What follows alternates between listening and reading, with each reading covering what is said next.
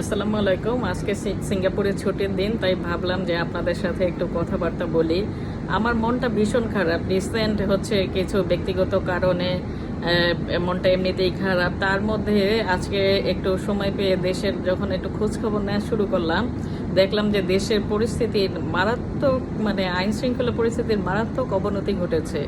এই জিনিসটা এরকম না যে আপনি অন্য দলের মানুষের বাড়িতে গিয়ে আগুন দিচ্ছেন, জিনিসটা তখনই জাস্টিফাইড হয়ে যায়। এটা তো কখনো হয় না। আপনার যদি ওই দলের মানুষের বিরুদ্ধে কোনো অভিযোগ থাকে, কোনো ধরনের কোনো তথ্য প্রমাণ থাকে, সেগুলো তদন্ত হবে, বিচার হবে, তাদেরকে শাস্তির আওতা আনা হবে। কিন্তু এইভাবে ভাঙচুর, মারামারি, আগুন জ্বালাও পোড়াও, এইসব কি হচ্ছে ভাই দেশে? আবার আমি ভিডিওতে দেখলাম বেশ কয়েকজন মানুষ ওইখানে দেখলাম যে মুসল্লি টাইপের মানুষ ওইখানে আছেন, যে দাড়ি, টুপি, পাঞ্জাবি পায়জামা পরা। তো ওনাদের এমন ফেসিয়াল এক্সপ্রেশন, তাদের মুখের মধ্যে এমন ভয়ঙ্কর অঙ্গভঙ্গি। তারা একটা বিল্ডিং ভেঙে ফেলতেছে। আমার কাছে মনে হচ্ছিল যে আরে ভাই, বিল্ডিংটা ভেঙে পড়লে তো তোমাদেরও এখানে লাইফটা একটা বিপদের মধ্যে আছে। এরপরে সারা দেশের সব বাড়িঘর জ্বালাও পোড়াও করা হচ্ছে। এইসবের মানে কি? একটা প্রক্রিয়ার মধ্যে দিয়ে আসেন একটা। এখন যদি আমরা বিচার বিভাগ যদি স্বাধীনভাবে কাজ করতে পারে, আইন বিভাগ যদি স্বাধীনভাবে কাজ করতে থাকে, তাহলে তাদেরকে সেভাবে কাজ করতে দেন। অন্তর্বর্তীকালীন সরকার তারা সংস্কার নিয়ে ব্যস্ত। কি সংস্কার করতেছেন আমি জানি না, বাট তাদের কাছে আবেদন যে আমাদের দেশের মানুষ যাতে একটু শান্তি মতো ঘুমাতে পারে। আর কোনো কিছু আপনাদের করার দরকার নেই। দ্রব্যমূল্যের ঊর্ধ্বগতির কারণে অনেক মানুষ অনাহারে অর্ধাহারে দিন কাটাচ্ছে। সেগুলো তো আপনারা ঠিক করতে পারছেনই না। দ্রব্যমূল্যের ঊর্ধ্বগতি কোনোভাবেই থামতেছে না। সেটাও যদি নাও পারেন, অন্তত মানুষকে একটু শান্তিতে ঘুমাতে দেন, ঠিক আছে? আর এইগুলা করেন না ভাই। ইসলামের নামে এগুলা করে ইসলামের বদনাম ছড়াচ্ছেন। ইসলাম শান্তির ধর্ম। শান্তির ধর্ম এই না যে এখানে কোনো বিচার আচার, কোনো প্রক্রিয়া থাকবে না, কিন্তু বিচারটা একটা নির্দিষ্ট প্রক্রিয়ার মাধ্যমে করতে দেন।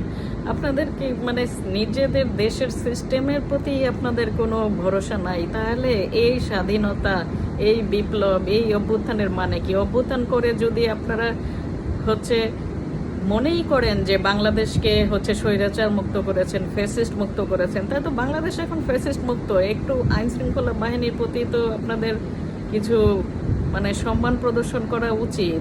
এইভাবে করে দেশে একটা প্যানিক তৈরি করা, মানুষের একটা অরাজকতা তৈরি করে মানুষের মধ্যে অশান্তি করতেছেন। আপনারা তো গুটিকতক মানুষ, সারা দেশের মানুষ তো এই অশান্তির পক্ষে না।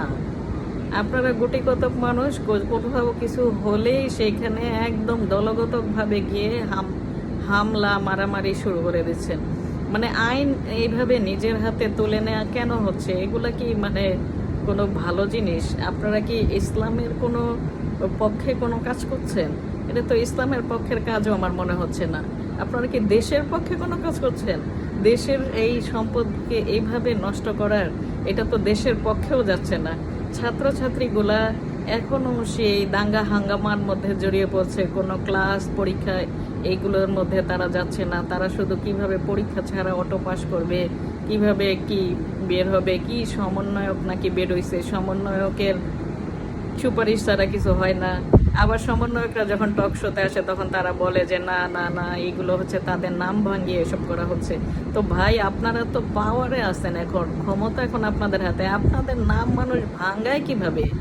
দয়া করে দেশে অন্তত পক্ষে আর কিছু না করেন, শান্তি শৃঙ্খলা পরিস্থিতিটা একটু ফিরিয়ে আনেন। দেশে তো আমরা দেশের বাইরে আছি, আমরা এত পরিশ্রম করতেছি, দেশে টাকা পাঠাচ্ছি, রেমিটেন্স পাঠাচ্ছি, কিন্তু আমাদের পরিবার পরিজন, আত্মীয় স্বজন তো সবাই দেশে। তাদের জন্য আমরা চিন্তায় এখানে ঠিকমতো আমরা থাকতে পারি না, আমরা শান্তিতে থাকতে পারি না, আমাদের অশান্তি হচ্ছে। দয়া করে দেশের এই শান্তি শৃঙ্খলাটা ফিরিয়ে আনেন আপনারা।